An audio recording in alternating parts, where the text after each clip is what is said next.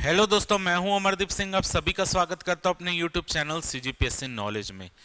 दोस्तों, सीजीएसआई मेंस के पेपर 1 का एक महत्वपूर्ण टॉपिक हम आज की क्लास में कवर करने वाले हैं।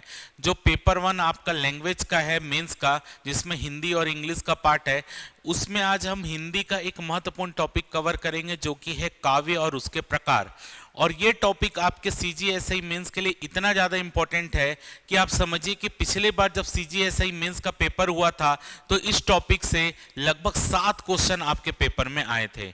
तो ये टॉपिक आपके आने वाले सीजीएसआई मेंस के लिए बेहद ज़्यादा इंपॉर्टेंट होने वाला है। और आज के इस वीडियो से लगभग 4 से 5 क्वेश्चन आपको आने वाले पेपर में जरूर दिखेंगे। तो ये क्लास आपके लिए बेहद ज़्यादा इंपॉर्टेंट है और हिंदी की एक महत्वपूर्ण क्लास है। और टॉपिक का नाम है काव्य और उसके प्रकार।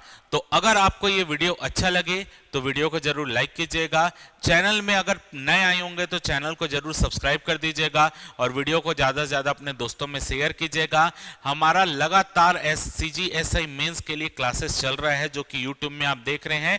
यूट्यूब की प्ले लिस्ट में जाकर देखिएगा, सीजीएसआई मेंस फोल्डर बना हुआ है जिसमें आपको वीडियो लगातार अपडेट होते हुए दिख रहे हैं। तो आप उसको भी जाकर देखिएगा अगर आपने अभी तक सीजीएसआई मेंस का कोई वीडियो नहीं देखा है तो। चलिए आज की क्लास हम स्टार्ट करते हैं, काव्य और उसके प्रकार। उसके पहले एक बेसिक जानकारी आपको दे देता हूं कि सीजीएसआई मेंस का हमारा बैच स्टार्ट हो चुका है 20 जुलाई से। अगर आप ये ऑनलाइन बैच हमारा ज्वाइन करना चाहते हैं तो अभी हमारा फाउंडेशन डे ऑफर चल रहा है जिसमें आप मात्र 999 रुपए में सीजीएसआई मेंस की पूरी तैयारी कर सकते हैं। तो अगर आपको सीजीएसआई मेंस का बैच ज्वाइन करना है हमारा 999 रुपए में, तो ये ऑफर केवल 24 जुलाई तक का है। उसके बाद ये प्राइस 1999 हो जाएगा। तो आप फटाफट इसको ज्वाइन कर सकते हैं। नीचे आपके कमेंट सेक्शन में आपको लिंक दिया गया है एसआई मेंस बैच का, आप उसमें क्लिक करके इस बैच को ज्वाइन कर सकते हैं। कोई भी क्वेरी होगी तो नीचे नंबर दिए गए हैं, आप इस पर कांटेक्ट कर सकते हैं। चलिए स्टार्ट करते हैं हमारा टॉपिक काव्य और उसके प्रकार। जो हमारा टॉपिक है उसके पहले मैं आपको यह दिखा देता हूं क्वेश्चन जो पिछले बार सीजीएसआई मेंस में पूछे गए हैं, ताकि आपको ऐसा ना लगे कि मैं ऐसा तो नहीं कि मैं कुछ फेंक रहा हूं। आप खुद देख लीजिए कि इस टॉपिक से मैं कुछ क्वेश्चन जो मेरे एक स्लाइड में मैं दिखा सकता था वो आपको दिखा रहा हूं। 1 2 3 क्वेश्चन तो मैं यहीं पर दिखा रहा हूं कि ये पिछले बार सीजीएसआई मेंस में आए हुए थे, लेकिन इस टॉपिक से टोटल 7 क्वेश्चन आए थे जिसमें से 3 मैं इस स्लाइड में रखा हूं। और जब हम इस क्लास को पढ़ लेंगे उसके बाद इस क्वेश्चन को हम सॉल्व करने का प्रयास करेंगे। ठीक है, चलिए पहले पढ़ लेते हैं। टॉपिक है हमारा काव्य और उसकी परिभाषा क्या है, काव्य के प्रकार क्या है, उसको हम सबको देखेंगे। पहले दिमाग में अपने आप को ये कॉन्सेप्ट बना लीजिए कि ये टॉपिक आपको याद करना पड़ेगा, क्योंकि अलग अलग आचार्यों की क्या है परिभाषाएं हैं। यानी काव्य की अलग अलग आचार्यों ने अलग अलग परिभाषा दी है। और परिभाषा से पिछले एसआई मेंस में 2 क्वेश्चन आया है और परिभाषा देकर पूछा है कि ये परिभाषा किस आचार्य ने दी है। तो आपको वो तो याद करना पड़ेगा, जो समझाने वाली चीज है वो मैं आपको समझाते हुए चलूंगा। तो ये चीज जो है, ये टॉपिक आपको अगर आप अच्छे से पढ़ेंगे 5 से 7 क्वेश्चन आपके तय हैं। चलिए सबसे पहले हम एक सरल भाषा में समझने का कोशिश करते हैं कि काव्य किसको बोला जाता है। तो याद रखिएगा, काव्य की परिभाषा अगर हम देखें तो वह रचना जिसमें शब्द और अर्थ का सुंदर मेल होता है। कोई भी रचना जिसमें शब्द और अर्थ का क्या है सुंदर मेल हो रहा है, यानी शब्द और अर्थ मिलकर एक ऐसी रचना कर रहे हैं जिससे आपको सुनने से या पढ़ने से आनंद की अनुभूति होती है, रस की अनुभूति होती है, तो इसे ही काव्य बोलते हैं। तो याद रखिएगा, काव्य एक ऐसी रचना होती है जिसमें शब्द और अर्थ इस प्रकार से मिलते हैं कि उनके सुनने और पढ़ने से आनंद की अनुभूति होती है या रस की अनुभूति होती है, इसे ही काव्य बोलते हैं। ठीक है, तो काव्य क्या है? काव्य वह रचना है जिसमें शब्द और अर्थ का ऐसा मेल होता है कि उसमें रस उत्पन्न हो जाए, उसको पढ़ के आनंद आ जाए, उसको सुन के आनंद आ जाए, इसे ही क्या कहा जाता है? काव्य कहा जाता है। सिंपल सी भाषा। ठीक है, तो कोई भी शब्द और अर्थों का ऐसा जादू कि जिससे आपको पढ़ के सुन के मजा आ जाए, आनंद आ जाए, रस उत्पन्न हो जाए, वही काव्य है। अब हम ये देखते हैं कि अलग अलग आचार्यों ने काव्य की क्या परिभाषा दी है। जो हमारे अलग अलग आचार्य हैं उन्होंने काव्य को कैसे संबोधित किया है, काव्य को कैसे परिभाषित किया है। तो सबसे पहले हम देखते हैं, आचार्य का नाम है भरत मुनि। भरत मुनि ने क्या परिभाषा दी है? तो भरत मुनि ने बोला है शब्दार्थो सहितो काव्यम, शब्दार्थो सहितो काव्यम। ये संस्कृत में उन्होंने बोला है। आपको डायरेक्ट यही संस्कृत का कथन देगा और बोलेगा ये किसने, आचार्य ने कहा है, लेकिन इसका मतलब क्या है? शब्दार्थो सहितो काव्यम का मतलब क्या है? इसका मतलब है शब्द और अर्थ से युक्त जो रचना है वही काव्य है।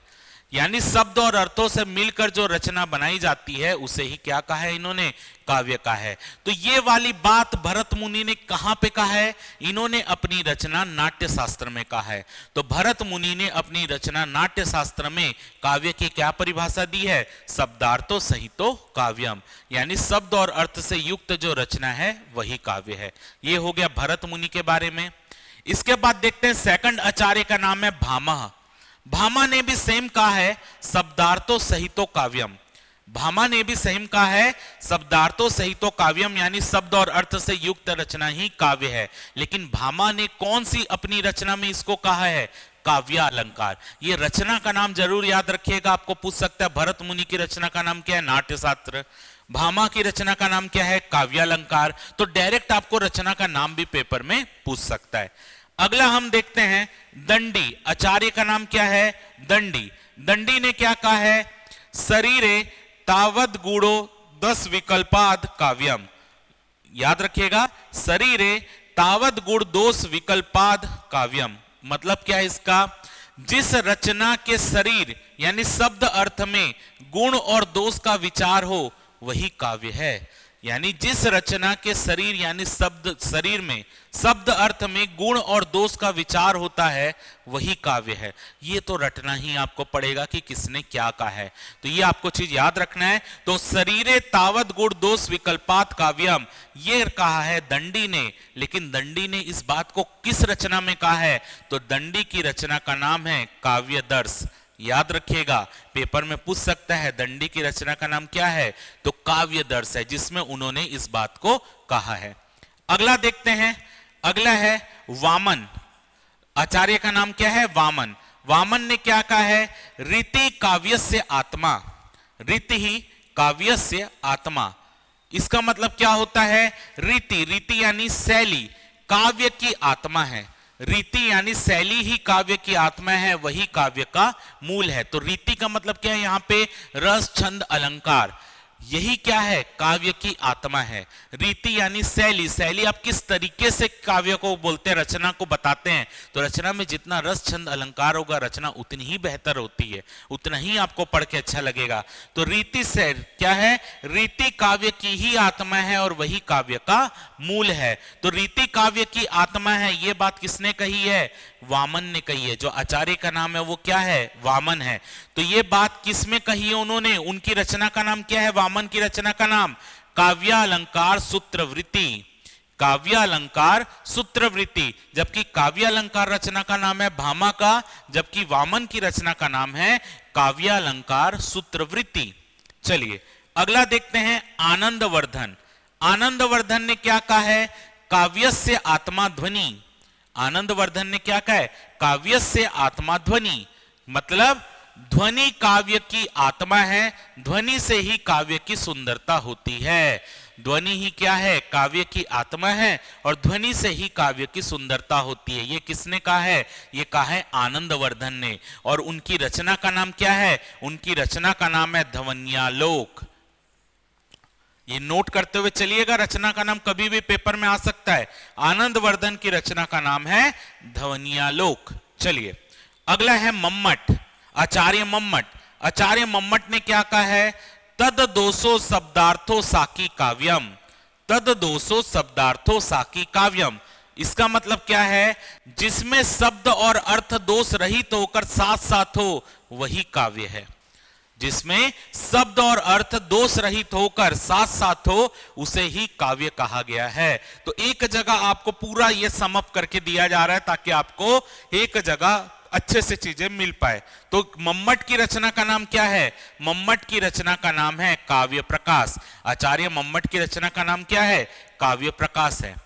अगला देखते हैं आचार्य विश्वनाथ। आचार्य विश्वनाथ ने क्या कहा है? आचार्य विश्वनाथ ने कहा है वाक्यम रसात्मकम काव्यम। आचार्य विश्वनाथ ने क्या कहा है? वाक्यम रसात्मक काव्यम। इसका मतलब क्या है? जो वाक्य रसात्मक हो यानी जिसमें रस की उत्पत्ति हो वही काव्य है। जो वाक्य रसात्मक हो यानी जिसमें रस की उत्पत्ति हो वही क्या है? काव्य है। और आचार्य विश्वनाथ की रचना का नाम क्या है जिसमें उन्होंने कहा है? साहित्य दर्पण। याद रखिएगा, साहित्य दर्पण में आचार्य विश्वनाथ ने ये चीज को कहा है।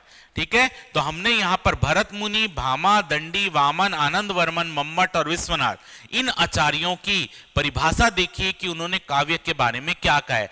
अब आप एक काम करिएगा, अब यहां पर वीडियो को एक बार पॉज कीजिएगा और 1 मिनट के लिए जितनी भी यहां पर आपकी परिभाषा एक बार पढ़िएगा और उसके बाद अब मैं क्वेश्चन आपको सॉल्व करवा रहा हूं जो पिछले बार आपके पेपर में पूछा गया था, सीजीएसआई मेंस में पूछा गया था। तो एक बार 1 मिनट यहां पर वीडियो को पॉज करेंगे, एक बार सभी की रचनाओं को, जो आचार्यों ने क्या क्या बोला है उन रचनाओं को पढ़ेंगे और उसके बाद अब ये क्वेश्चन सॉल्व करेंगे तो आपको कॉन्फिडेंस आएगा कि आप उसको बनाने के योग्य हो गए हैं या नहीं। अगर आपको लग रहा है कि एक बार पढ़ के हो गए यानी आपका काम बन रहा है, समझ आ रहा है, तो एक बार यहां पर वीडियो को आप पॉज कीजिएगा। मैं जा रहा हूं पीछे की तरफ और क्वेश्चन आपको सॉल्व करा रहा हूं, आप एक बार यहां पे वीडियो रोक के एक बार पढ़ लीजिएगा। चलिए पीछे की तरफ चलते हैं और यहां पर क्वेश्चन देखते हैं। क्वेश्चन आया है, एक बार क्वेश्चन की तरफ चलते हैं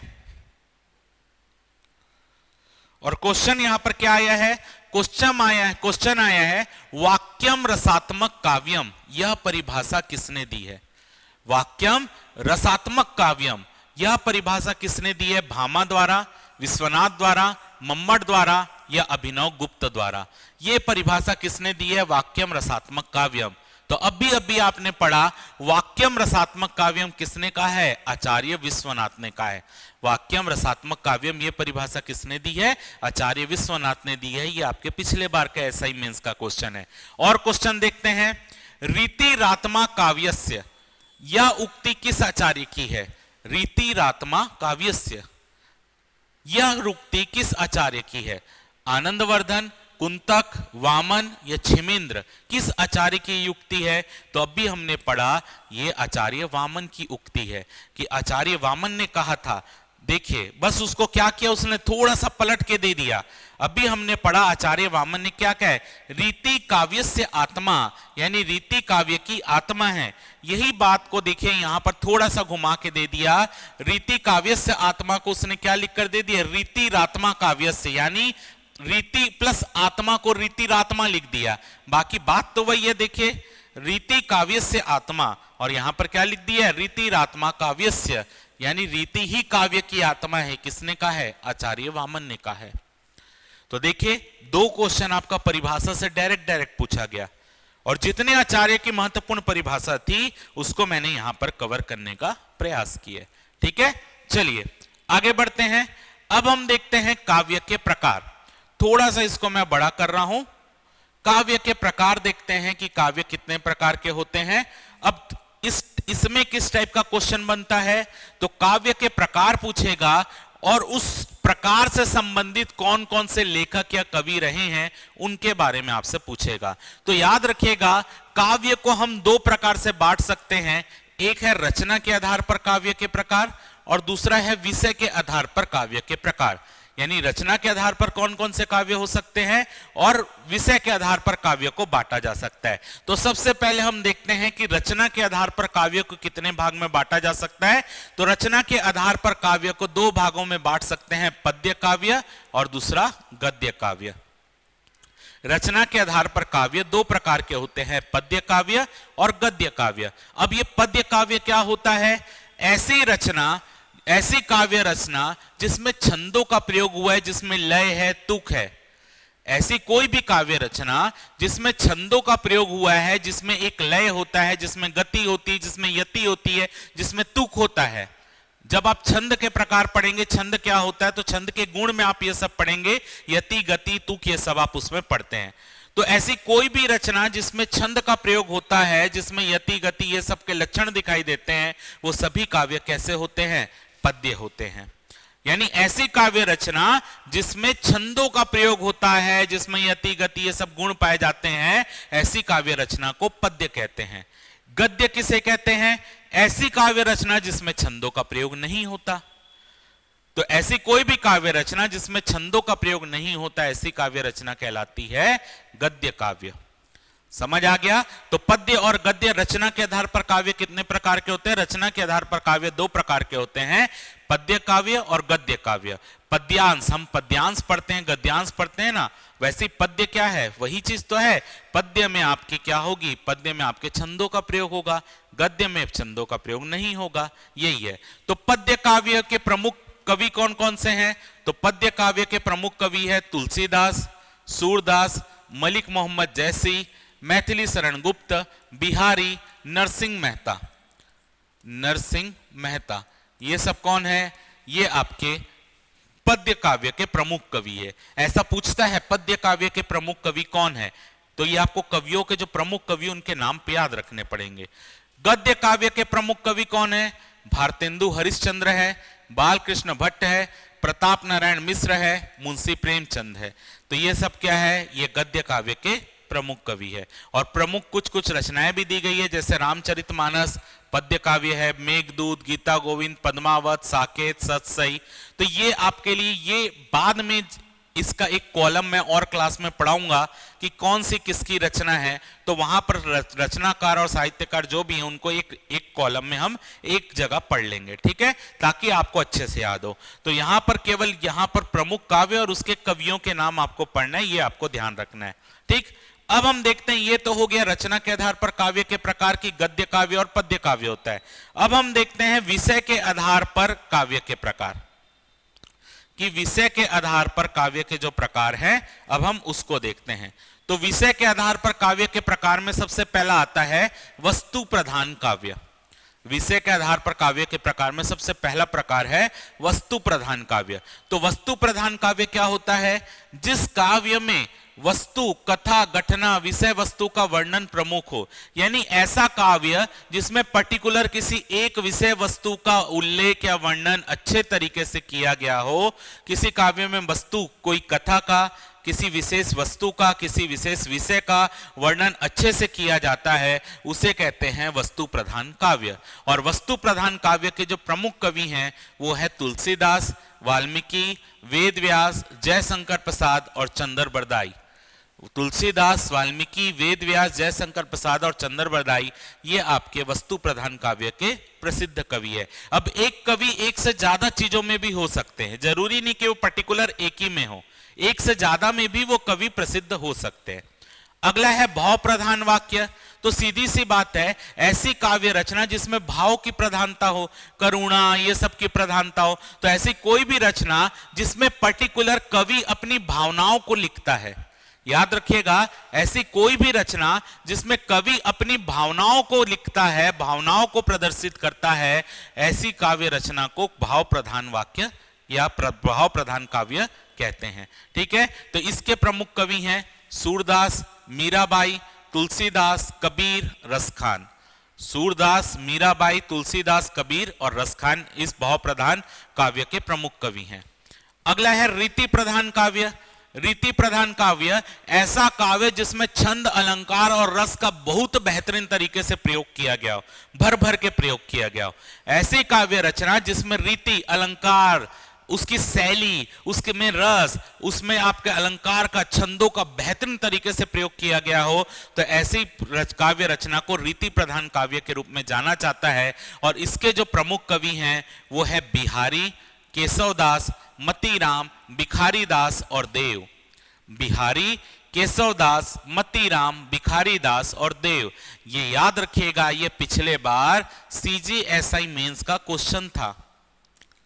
ये पिछली बार जो मेंस हुआ था सीजीएसआई मेंस, उसमें यही पूछा था रीति प्रधान काव्य के कवि कौन है, लेकिन क्वेश्चन विलोपित हो गया था, क्योंकि क्वेश्चन में ये पूछ दिया था रीति प्रधान काव्य के कवि कौन है, ये पूछा था, लेकिन उसमें 3 ऐसे कवियों के नाम दिए थे जो रीति प्रधान काव्य के ही थे। तो उनको ये पूछना था रीति प्रधान काव्य के कवि कौन नहीं है, वो उल्टा पूछ लिए थे। मैं क्वेश्चन आपको दिखा देता हूं, यहां पर एक बार आपको क्वेश्चन दिखा देता हूं।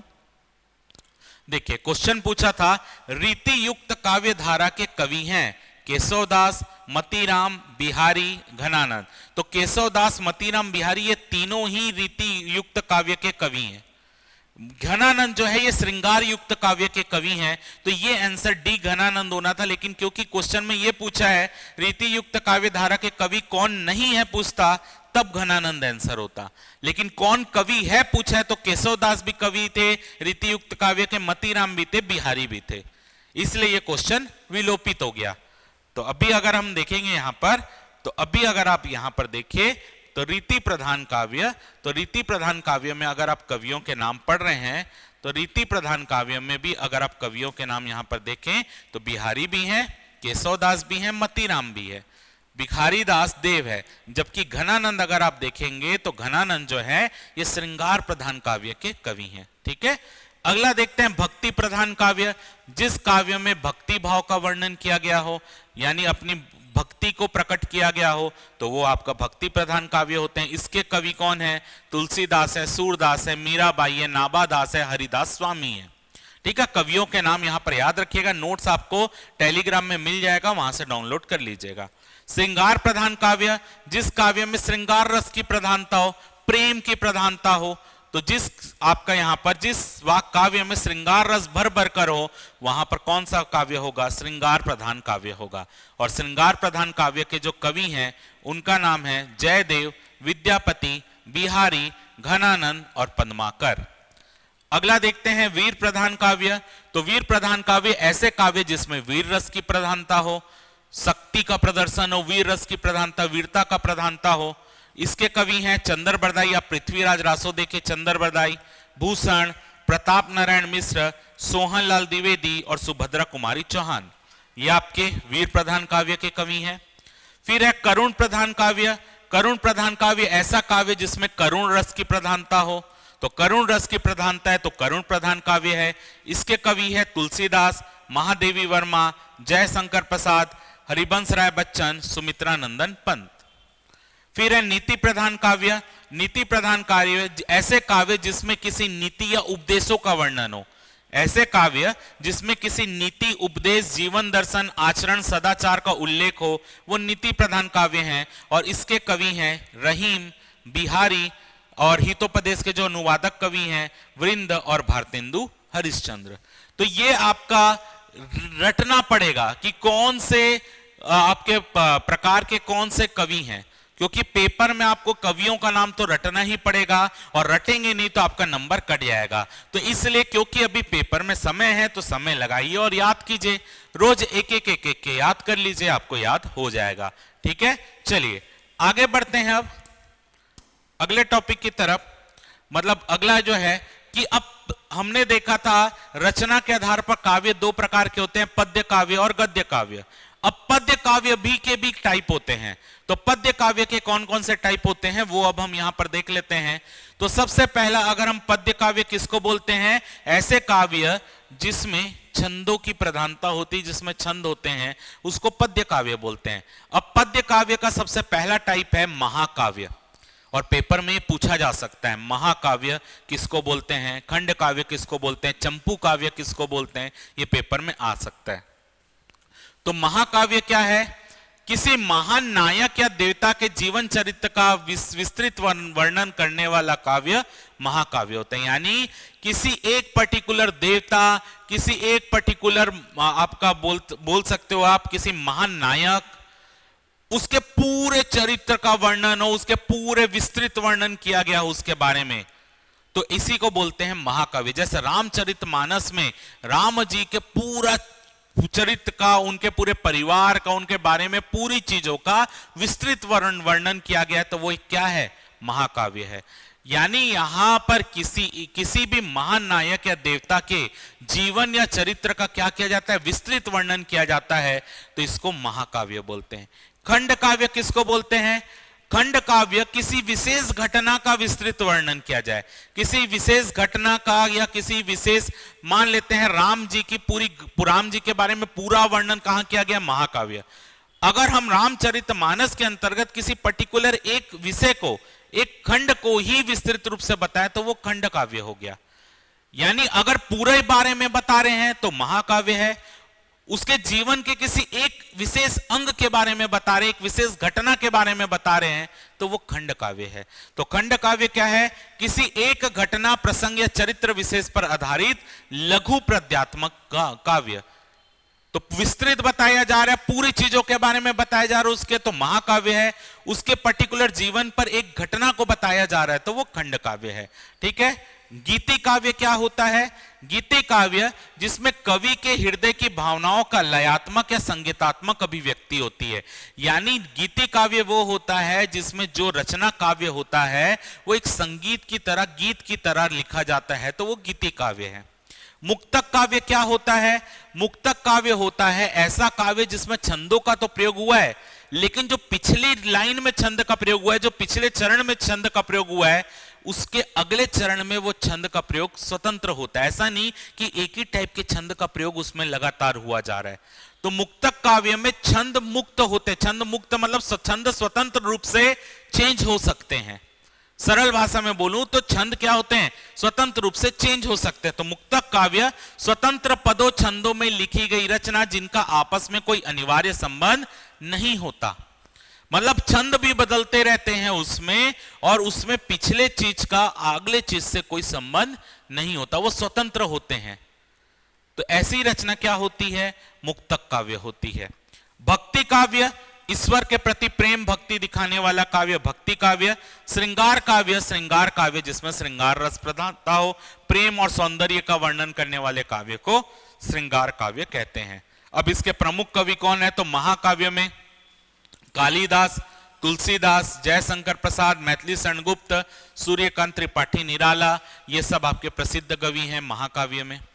खंड काव्य के प्रसिद्ध कवि है जयशंकर प्रसाद, सुमित्रानंदन पंत, रामधारी सिंह दिनकर, गोपाल सिंह नेपाली। गीति काव्य के प्रमुख है सुमित्रानंदन पंत, महादेवी वर्मा, हरिवंश राय बच्चन, सूर्यकांत त्रिपाठी निराला। मुक्तक काव्य में है बिहारी, रहीम, भर्तृहरि, घनानंद, पद्माकर। भक्ति काव्य के प्रमुख है सूरदास, तुलसीदास, मीराबाई, कबीर, रैदास और नंददास। और श्रृंगार काव्य के प्रमुख है विद्यापति, बिहारी, केशवदास देव और पद्माकर। तो अभी ये केवल हमारे काव्य का एक पाठ हमसे हुआ है कंप्लीट। काव्य में अभी हमको ये देखना है कि फेमस फेमस महाकाव्य कौन से हैं, फेमस फेमस खंड काव्य कौन से हैं, और उन महाकाव्य खंड काव्य को लिखने वाले कौन है। अब एक काव्य जो आपके पेपर में पूछा जा सकता है, चंपू काव्य क्या होता है? चंपू काव्य ये आपसे पेपर में पूछा जा सकता है।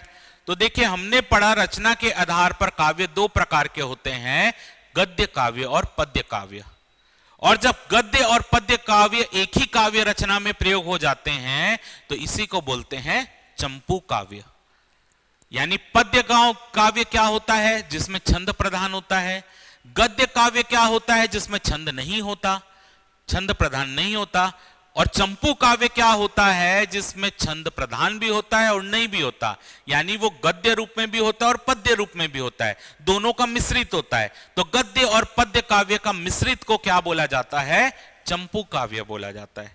तो याद रखिएगा, पेपर में कभी चंपू काव्य पूछा जाए तो चंपू काव्य गद्य काव्य और पद्य काव्य के मिश्रित रूप को क्या बोला जाता है? चंपू काव्य बोला जाता है। तो याद रखिएगा, काव्य में ज्यादा चीज समझने वाली आपके पेपर में कुछ नहीं आएगी, रटने वाली चीज आपके पेपर में आएगी। और रटने के लिए आपके लिए इंपॉर्टेंट है कि आपके पास पर्याप्त सोर्स हो कि एक जगह आपको हर चीज मिल सके। तो एक जगह जहां आपको हर चीज मिलेगा तो आपको रटने में आसानी होगी, नहीं तो आपको सोर्स ढूंढने पड़ेंगे। तो हमेशा याद रखिएगा, ये वाला जो पार्ट है जो हिंदी के चैप्टर में है, ये रटने वाला पार्ट है। क्योंकि कौन से आचार्य ने क्या रचना दी है, तो रचना तो आप समझ सकते हो, उसके उन्होंने क्या परिभाषा दी वो आप समझ सकते हो, लेकिन वो किस आचार्य ने दी है वो तो आपको रटना ही पड़ेगा। तो पेपर में आपको रटने वाला पार्ट ज्यादा आएगा, समझने वाला काव्य से कोई भी क्वेश्चन नहीं आएगा। सीधा आचार्य का नाम पूछेगा, रचना का नाम पूछेगा, तो वो सब रटने वाला ही पार्ट है। समझने वाला क्या है? केवल परिभाषा, कि परिभाषा आप समझ जाओ कि खंड काव्य किसको बोलते हैं, महाकाव्य किसको बोलते हैं, चंपू काव्य किसको बोलते हैं, आप समझ जाओ बस। बाकी चीजें तो रटने वाली आपको रटनी ही पड़ेगी। ठीक है, तो यहां पर आपको मैंने काव्य का एक बेसिक चीज आपको बता दी है कि काव्य में कैसे क्वेश्चन आपसे बन सकते हैं। तो उम्मीद करता हूं कि आपको चीजें समझ आ रही होंगी कि आपको पेपर में कैसे तैयारी करनी है। ठीक है, और इसके अलावा अगर आपको सीजीएसआई मेंस का बैच ज्वाइन करना है तो नीचे कमेंट में लिंक दिया, आप वहां से ज्वाइन कर सकते हैं, जिसमें हिंदी की क्लास मैं ही आपसे डील करूंगा, हिंदी मैं ही पढ़ाऊंगा। देखिए हमेशा याद रखिएगा, आपको किसी सब्जेक्ट में मास्टरी नहीं करना है, आपको सब्जेक्ट का ज्ञाता नहीं बनना है, आपको पेपर निकालना है। और पेपर निकालने के लिए जितनी भी चीजों की आवश्यकता है वो चीजें आपको मिलेंगी, और अगर आप उसको पेपर निकाल ले रहे हैं, पढ़ ले रहे हैं, उसके बाद आप ज्ञाता बनते रहिए, फिर आप अच्छे से एकदम रट्टा उसको एकदम समझ के पूरी चीज रट लीजिए, फिर वो बात अलग है। लेकिन अब भी मुद्दा यह है कि आपको नौकरी पाना है, और नौकरी पाना है तो उसके लिए आपके पास समय कम है, और समय कम है तो आपको तैयारी बेहतर करनी पड़ेगी, और उन चीजों पर फोकस करना पड़ेगा जो आपको पेपर निकालने में मदद कर सकते हैं, स्मार्ट स्टडी करने में मदद कर सकते हैं। ठीक है, तो उम्मीद करता हूं आपको आज की क्लास अच्छी लगी होगी। अगर आपको वीडियो अच्छा लगा हो तो वीडियो को जरूर लाइक कर दीजिएगा, चैनल में नए होंगे तो चैनल को सब्सक्राइब कर दीजिएगा, वीडियो को ज्यादा से ज्यादा अपने दोस्तों में शेयर कीजिएगा। फिलहाल के इस वीडियो में सिर्फ इतना ही। जय भारत, जय छत्तीसगढ़।